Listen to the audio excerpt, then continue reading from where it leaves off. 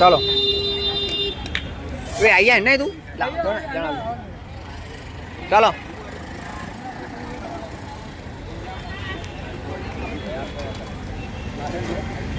માનવતા charitable trust ભૂખ્યા અને ભોજન આણંદ રેલવે સ્ટેશન પર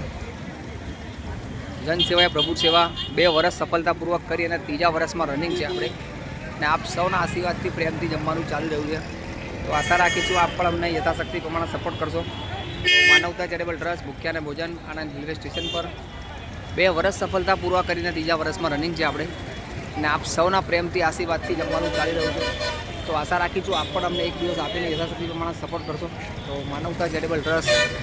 ભૂખ્યા અને ભોજન આણંદ રેલવે સ્ટેશન પર 2 વર્ષ સફળતાપૂર્વક કરીને 3જા વર્ષમાં રનિંગ છે અને આપ સૌના સપોર્ટથી જમવાનું ચાલી રહ્યું છે આશા રાખીશું આપ પણ અમને એક દિવસ આપીને યથાશક્તિ પ્રમાણે સપોર્ટ કરશો તો માનવતા ચેરિટેબલ ટ્રસ્ટ ભૂખ્યા અને ભોજન આણંદ રેલવે સ્ટેશન પર છેલ્લા 2 વર્ષથી સફળતાપૂર્વક કરી અને 3જા વર્ષમાં આપણે રનિંગ છે અને આપ સૌના આશીર્વાદથી પ્રેમથી જમવાનું ચાલી રહ્યું છે તો આવનારા દિવસો આપણી પાસે છે તારીખો ખાલી છે તો આપ સૌને રિક્વેસ્ટ કરવામાં આવે છે કે આપના પરિવારની પૂર્ણતિથિ આપની હેપી બર્થડે અમને એક દિવસ આપીને યથાશક્તિ પ્રમાણે સપોર્ટ કરજો એવી આશા રાખીશું તો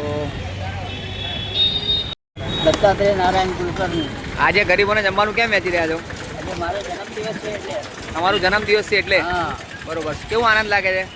સારું લાગે છે આ માનવ સેવાથી ચાલે છે સંસ્થા હા સારું કામ કરે છે અચ્છા અને ભૂખ્યાને જે અન્નદાન કરે છે એ પુણ્યનું કામ છે અચ્છા અને સરસ સેવા સંસ્થા સારી રીતે ચાલે છે એનો આનંદ થાય ઓકે